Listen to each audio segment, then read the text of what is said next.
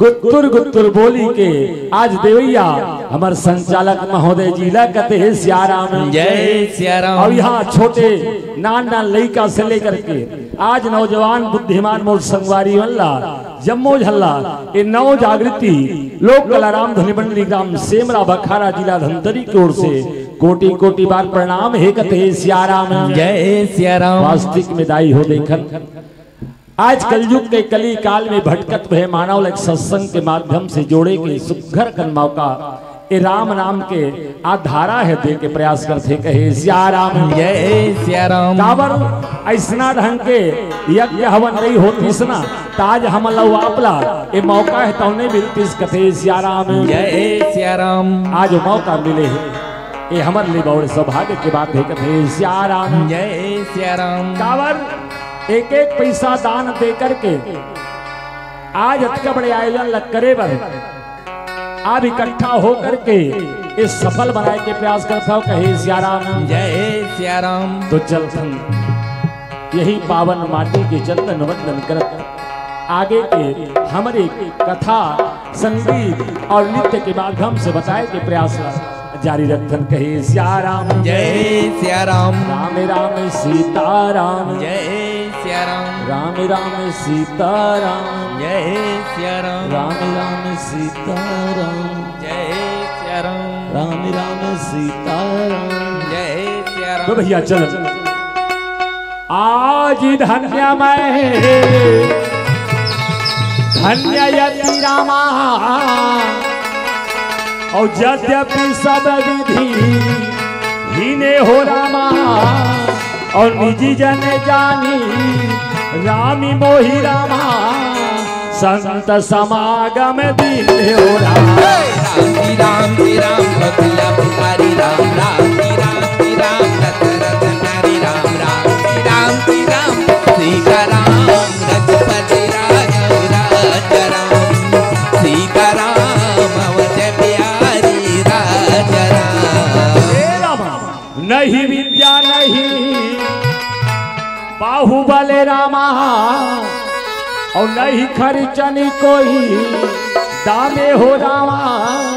और मौसम पतित पतंगी को रामा और तुम्हें पतेरा खावी रामे हो राम भगला पुकारी राम राम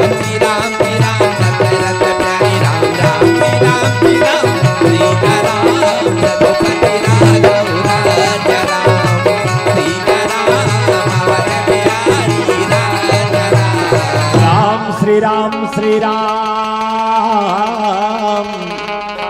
कौशल्या पुकारे राम श्री राम दशरथ प्यारे राम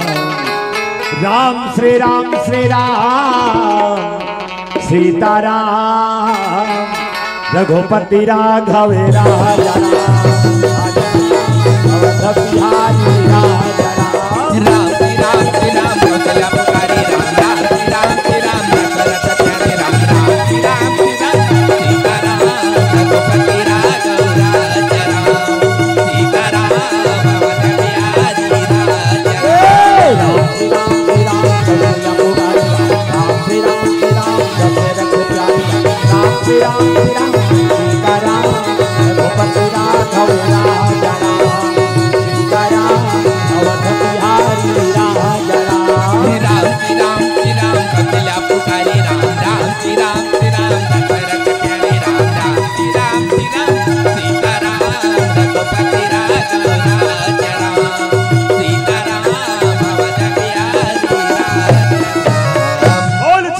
महतारी की जय हो।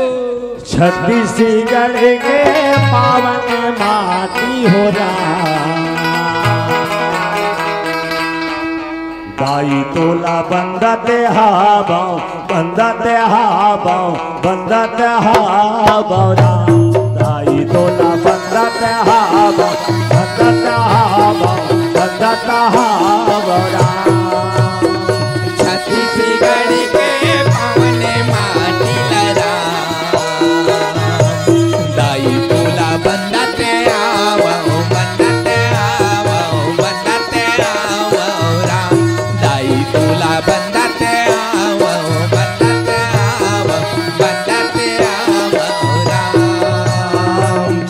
छत्तीसगढ़ के पावन माटी लरा आई तो न बंदत हावो बंदत हावो बंदत हावो राम आई तो न बंदत हावो बंदत हावो बंदत हावो राम छत्तीसगढ़ के पावन माटी लरा दाई तुला बंदत आवो राम दाई तुला बंदत आवो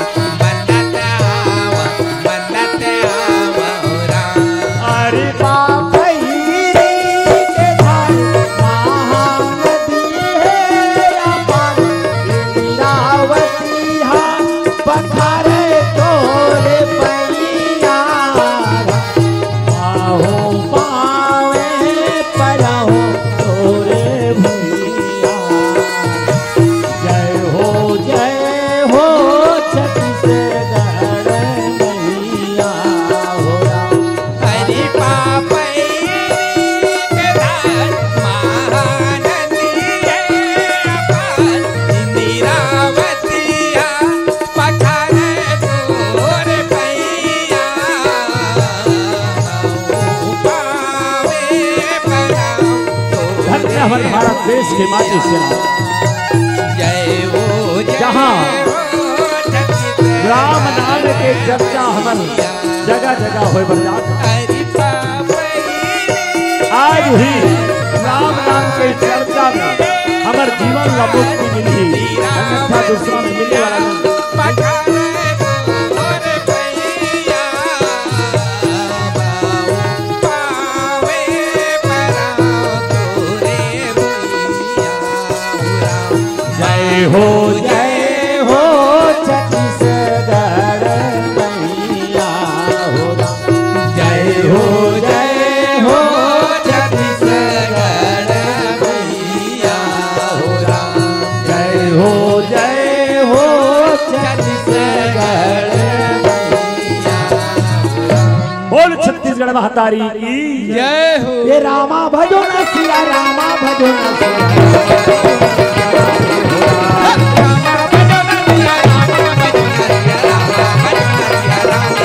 भजो न सिया रामा भजो न सिया रामा भजो न सिया रामे हो राम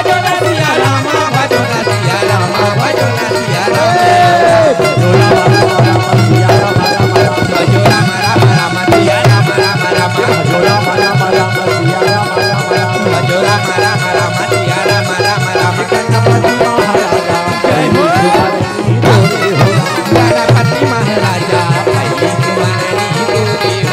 गणपति महाराजा पहली सुमरनी तोरे हो राम गणपति महाराजा पहली कुमारनी तोरे हो राम पहली सुमरनी तोरे गजानन पहली सुमरनी तोरे हो राम पहली कुमारनी तोरे गजानन पहली कुमारनी तोरे हो राम पहली सुमरनी तोरे गजानन पहली सुमरनी तोरे हो राम पहली कुमारनी तोरे गजानन पहली कुमारनी तोरे हो राम पहली सुमरनी तोरे गजानन पहली सुमरनी तोरे गजानन पहली सुमरनी तोरे गणपति महाराजा पहली कुमारनी तोरे हो राम गणपति महाराजा पहली कुमारनी तोरे हो राम गणपति महाराजा पहली कुमारनी तोरे हो राम चले आए जानकी बगिया घुमाना बार राम चले आए जानकी बगिया घुमाना बार राम चले आए जानकी बगिया घुमाना बारा चले आए जानकी बगिया घुमाना बारा बगिया घुमाना बार हो चले आए जानकी बगिया घुमाना बार राम ये हो बगिया घुमाना बारो चले आए जानकी बगिया घुमाना बारा चले आए जानकी बगिया घुमाना बारा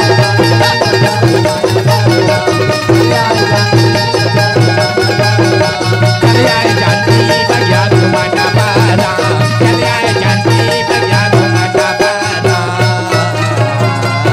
चलो दीदी चलो बहिनी और रामे गुनी लगाबो और प्रभु गुनी लगाबो और रामे कारा महिमा अपारे हो राम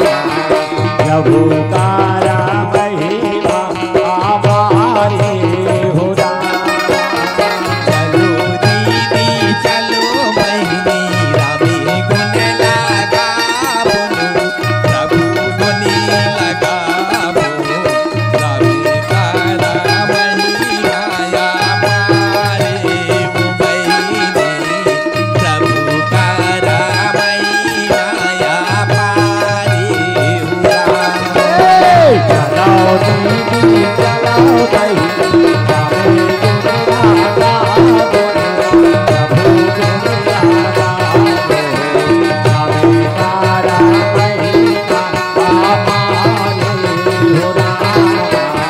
प्रभु कारा महिमा अपारे हो राम। चलो दीदी चलो बहिनी रामे गुण लगाबो प्रभु गुनी लगाबो रामे कारा महिमा अपारे गा भैया प्रभु कारा महिमा अपारे हो राम। राम ल भजिला मोर राम रमैया हो राम जपो सिया राम ल भजिला मोर राम रमैया हो राम जपो सिया राम। राम ला भजलो मोरे राम रमैया ओ राम भजन सिया राम ला भजलो मोरे राम रमैया ओ राम भजन सिया राम ल भजिला मोर राम रमैया हो राम भजन सिया राम। राम ल भजिला मोर राम रमैया हो राम जपो सिया राम। राम ला भजलो मोरे राम रमैया ओ राम भजन सिया राम ला भजलो मोरे राम रमैया ओ राम भजन सिया नहीं बारात तेरे बेरामा जोगुर जोगुर दिया घसबार कर तेरे पेरा मान जो गुरदिया कर तेरे पेरा बारात तेरे बेरामा जोगुर जोगुर कर तेरे पेरा मान जो गुरदिया कर तेरे पेरा जोगुर जोगुर दिया घसबार तेरे बेरामा ये जो गुरदिया कर तेरे पेरा मोर जो गुरदिया कर तेरे पेरा जोगुर जोगुर दिया घसबार तेरे बेरामा जोगुर हाँ जो गुरदिया कर तेरे पेरा मोर जो गुरदिया कर तेरे पेरा जय हो कर तेरे पेरा मान जो गुरदिया कर तेरे पेरा कर तेरे पेरा मान जो गुरदिया कर तेरे पेरा कर तेरे पेरा मान जो गुरदिया कर तेरे पेरा कर तेरे पेरा मान जो गुरदिया कर तेरे पेरा। हरि भजनों में चले आ बेरा यही भजनों में बेड़ा पार हो हरि भजन में चले आहुरा हरि भजन में बेड़ा पार होइरा हरि भजनों में चले आ बेरा यही भजनों में बेड़ा पार हो हरि भजन में चले आ बेरा हरि भजन में बेड़ा पार होइरा बांसुरी बजाए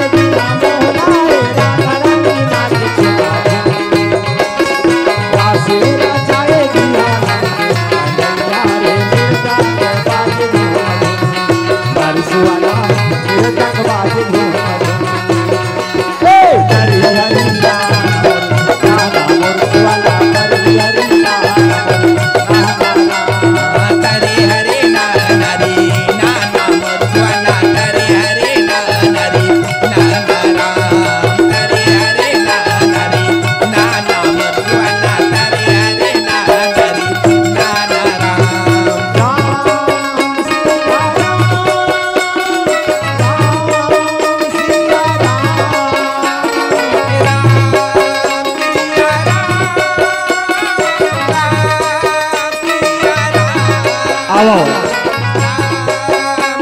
आज जम्मू झला ले चलते या सनौत के पावन माटी चंदन करत हुए राम नाम के अव्या धारा दुहावत है लहरा ले के प्रयास कर सकते काबर यही सत्संग के माध्यम से हमारे जीवन हेतु ये शांति के एहसास हो अन्यथा होने वाला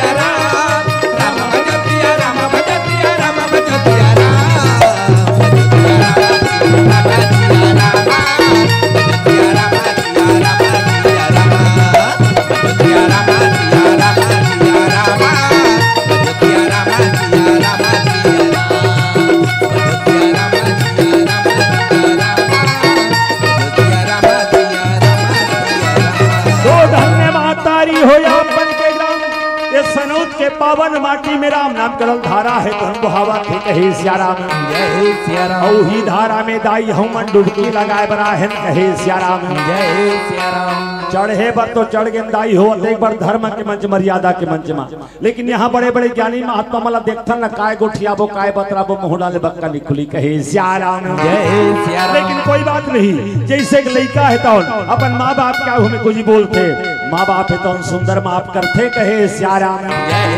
उसके ढंग के भैया हो या पे मन के लड़का या पे मन के पढ़ा या पे मन के खिलाए लड़का या पे मन के गावा कोरियावा था वह कथे सिया राम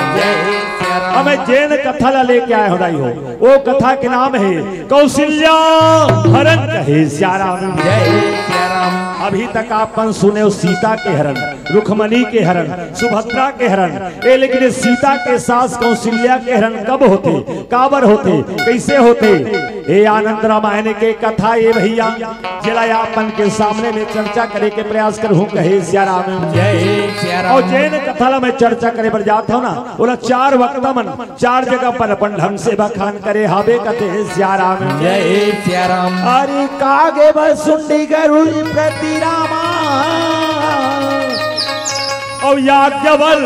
का भरद्वाजे हो राम और शिव शंकर गिरिजापति रामाय और तुलसी संत समाज कहे सिया राम जय सिया राम 4 वक्त मन 4 जगह अपन अपन ढंग से बखान करे हिदाई हो काबर काग भसुंडी जी महाराज नीलगिरी पर्वत में बैठ के भगवान का मरगाथा ला पक्षी राजगढ़ जिला बता है कथे सिया राम जय सिया और यही भगवान के मरगाथा ला याग कुल भरद्वाज जिला बखान करे है कहे सिया राम जय सिया राम और यही भगवान के कथा ला मैया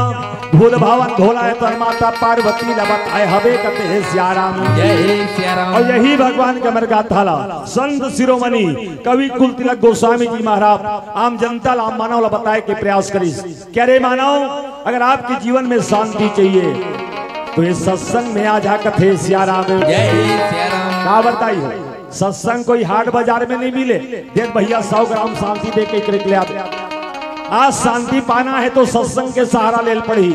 आज के दुनिया में कोई शांति नहीं है जेकर घर में लाखों संपत्ति भरे वो शांति नहीं है जेकर घर में को कहीं संपत्ति ने रात मन रेंगम का मात अब खात ना वो शांति नहीं है और जेकर घर में 10 जन लड़का है वो शांति नहीं है जेकर घर एको जन लोग लड़का नहीं है वो शांति नहीं है कथे सिया राम जय सिया राम तो शांति मिली ही कहा शांति तो ले सत्संग में मिली ही कथे सिया राम जय सिया राम वही सत्संग के अभास करे वर आपन के जीवन में आज की कथा लेके चलथन कथे सिया राम जय सिया राम तो रम बंधव प्रथमा ये भरत कर चरनार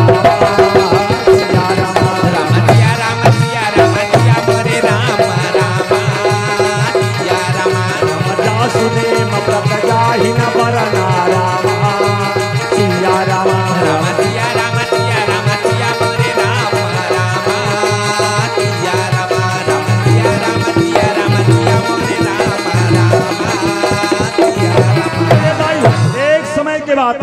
लंकापति राजा रावण अपन लंका नगरी के आसन में बैठे मन विचार लगा थे, मोर पास धन है, दौलत है, रुपया है, पैसा है, राज है, खजाना है, कोई चीज की कमी नहीं है। बोला एक चीज चाहिए, मैं दुनिया में जन्म लिया हूँ, मैं मरना नहीं चाहता हूँ। बोला अमर के वरदान चाहिए, कथे सिया राम जय सिया राम। अब ये अमर के वरदान कौन दे सकते? मात एक ब्रह्मा जी है, तो कथे सिया राम जय सिया राम। ब्रह्मा जी के घोर तपस्या करूँ और तपस्या करके मैं अमर के वरदान पाके रहूं, कथे सिया राम जय सिया राम। देखो दाई हो ऐसे ढंग के आज रावण हेतौन अपन स्वार्थ के लिए अमर होना है कही के आज घोर तपस्या बन निकला थाबे कते है सिया राम जय सिया राम। तो गणराज हो ये गणराज हो पहली सुमरनी तोरे हो गणराज हो गणराज हो पहली सुमरनी तोरे हो गणराज हो गणराज हो पहली सुमरनी तोरे हो गणराज हो गणराज हो पहली सुमरनी तोरे हो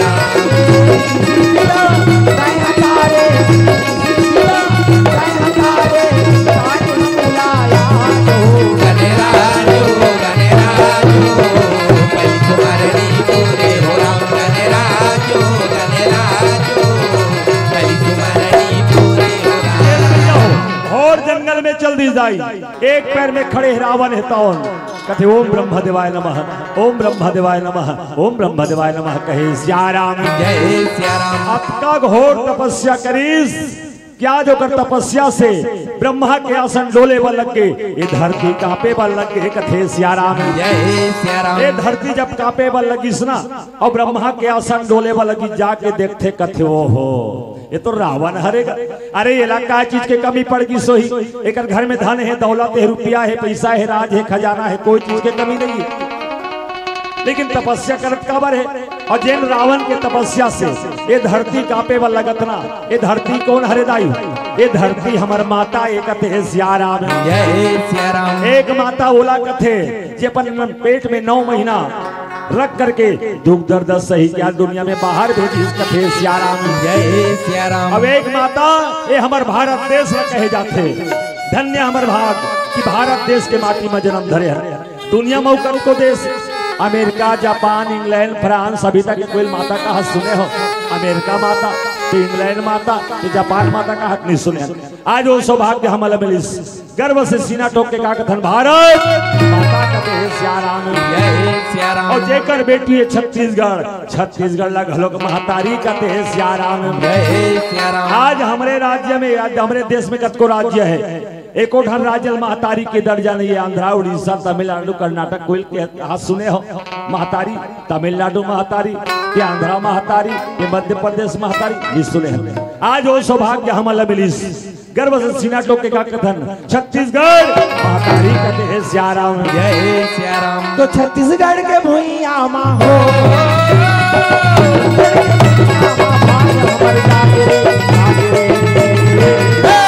छत्तीसगढ़ कैसे तनकी दानी के कटोरा, छत्तीसगढ़ कैसे भैया दानी के कटोरा राम। छत्तीसगढ़ के भुइया मा हो